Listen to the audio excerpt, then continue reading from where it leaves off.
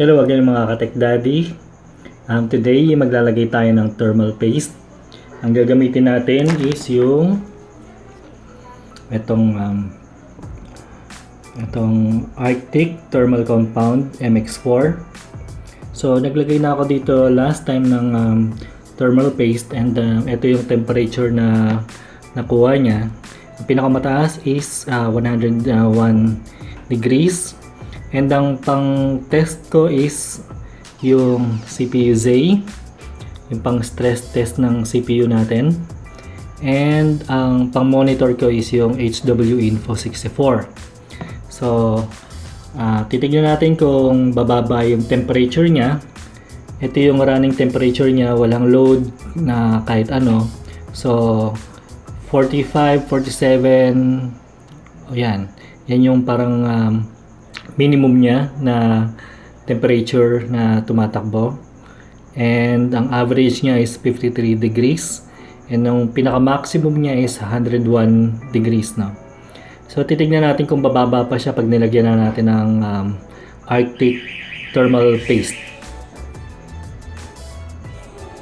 So ang paglalagyan natin ng thermal paste na laptop is itong HP ProBook 4540S. Ayan.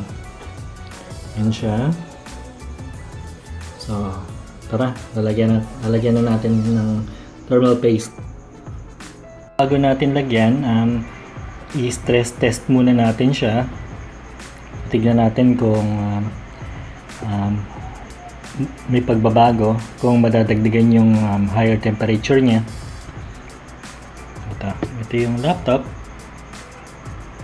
HP ProBook 4540S.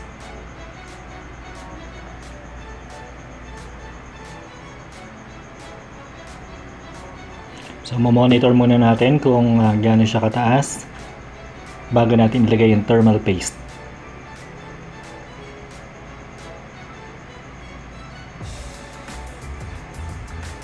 So guys, ito na yung likod na laptop natin, yung ilalim. So, ang pagtanggal ng cover niya, dalawa siya. Una, pagtanggal ng battery. Pupush lang natin siya inward. So, tanggal muna natin yung battery. And then, yung sagad niya is open ng back cover niya. So, pag open natin ang back cover, makikita na natin lahat ng nasa ilalim niya, yung mga components niya, no? So dito may hard disk, mga memory niya, CD-ROM, etc. Pero ang gagawin natin is tatanggalin natin yung pinaka-cover nito. Ito. So meron siyang screw dito, 1, 2, and 3. So tatanggalin lang natin siya para ma-open yung sa likod nito, sa ilalim niya, para matanggal natin yung sa CPU natin.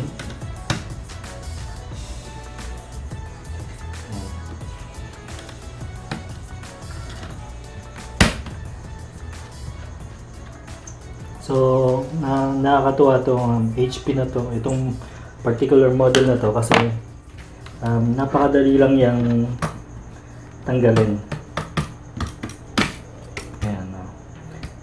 And kitang-kita kagad yung mga components niya, hindi katulad ng iba na napakahirap, marami pang tatanggalin. Ito, isang bukasan mo lang, tanggal na kagad siya. Kita na kagad yung mga components niya. So, bago natin matanggal to, itong heatsink niya, tatanggalin muna natin yung mga screws nitong fan. So, pagkatanggal nito, merong screw dito, and meron ding screw dito. And tatanggalin lang natin yung power niya, yung wire niya rito. So, ito.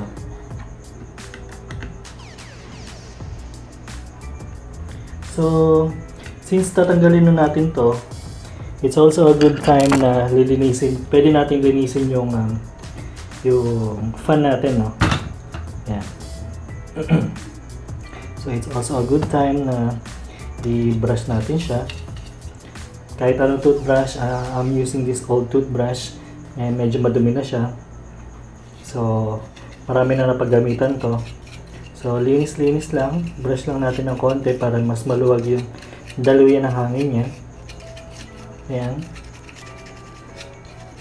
Nalinis ko na to before ko siya nakuha. Pero, syempre, kung gusto nyo lang makita kung paano siya tanggalin and paano linisin, ganito lang siya kadali. So, ang ginawa ko dito, nung pinaglinis ko siya, bumili lang ako ng carb cleaner para sa sakyan yun eh. So, wala ako ibang gamit. So, yun yung ginamit ko. Pinang-spray ko lang siya rito and nalinis naman siya kahit papaano. Natanggal yung mga grease niya. So, yun yung pinanglinis ko. So, tabi na muna natin ito. And dito na tayo sa main issue natin, no? Tatanggalin natin yung heatsink. Sa pagtanggal guys, mayroong mga numbers yan. 1, 2, 3, 4. So, may indication kung ano yung uunahin yung tanggalin. Ito yung number 1. Pagtanggal ng screws. Ayan, dahan-dahan lang natin para hindi siya malulose thread. And yung number 2. Number 3.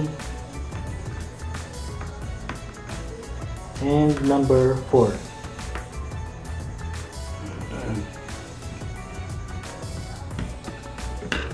So, tanggal na siya guys. Dahan-dahan natin and ipupul lang natin to ng bahagya, ng konti. And it's also a good time na rin since tinanggal natin to.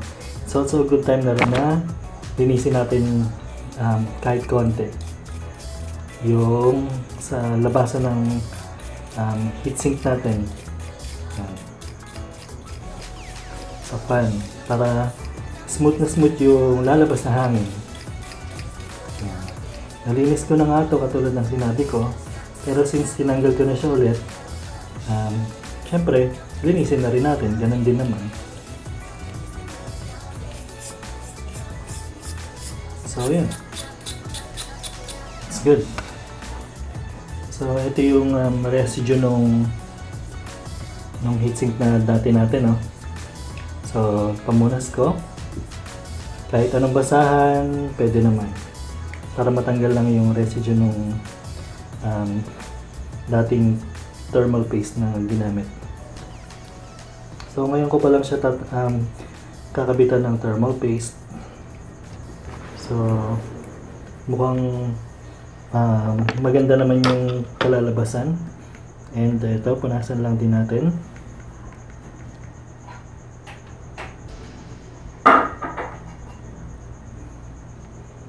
Ayan.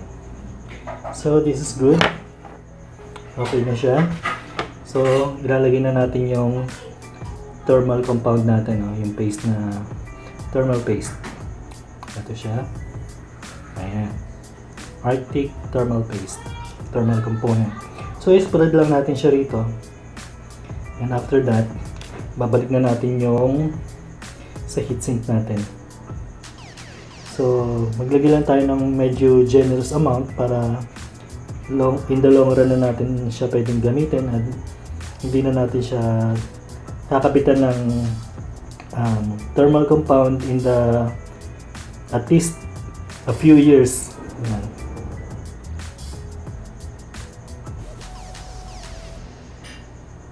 Yan. Generous lang yung nilagay ko para kumalat siya. So, it's about time na ikabit na rin natin kagad yung heatsink niya. So, pagkabit ng heatsink, ganun din pagkatanggal natin, slowly. Dito, insert natin siya dito sa pesto niya. And ganun pa rin, yung ito, may mga numbers din siya. Follow lang din natin. So, kunyari yung number 1, unahin din uli natin to. Number 1. Number 2.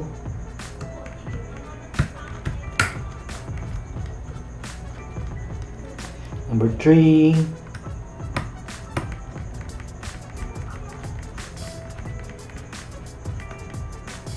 and 4.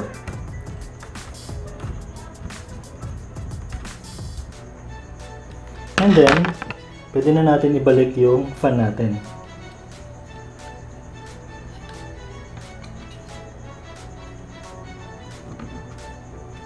So, balik lang natin siya kung paano natin siya tinanggal. And kabit na natin yung wire niya. Yung power niya.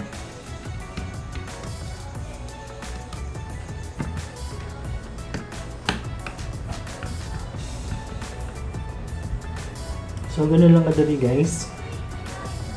Katulad ng itong model na to, napakadali lang yung mag-upgrade, palitan yung mga components niya, memory, fan, heatsink, CPU, hard disk, and even yung sa wifi natin, no? Ganun siya kadali. So parang easy as 1, 2, 3. So pwede natin ibalik yung cover niya. Ayan.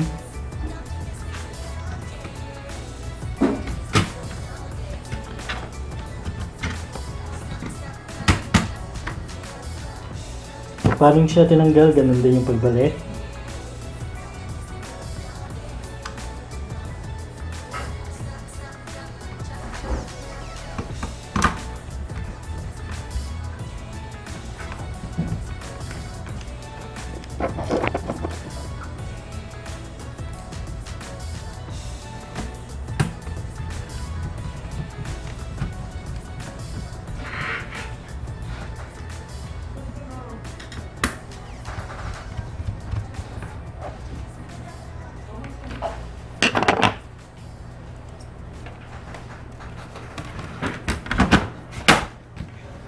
So, ito na nga yung cover niya. So, slide lang natin siya pabalik. Push lang natin siya. And then, the battery. Alright. So, tapos na siya guys. Let's see kung may improvement dun sa nilagay nating heatsink. Kung magbabago yung temperature niya or ganun pa rin. So, yung last na nilagay ko na heatsink, na thermal paste sa heatsink, and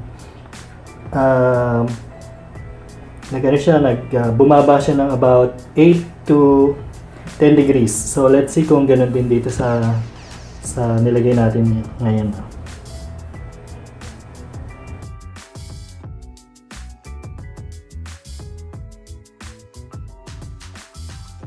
So I've been running this test for about 10 minutes now already, and ito yung result ng pagkalagay natin ng thermal paste.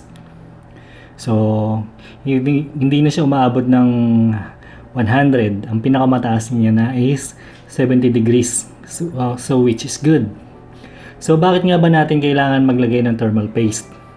Kailangan natin maglagay ng thermal paste or magpalit ng thermal paste, lalo na yung quality na thermal paste, kasi lalo kung sa gaming tayo, para mas smooth yung gameplay experience natin, walang lag, walang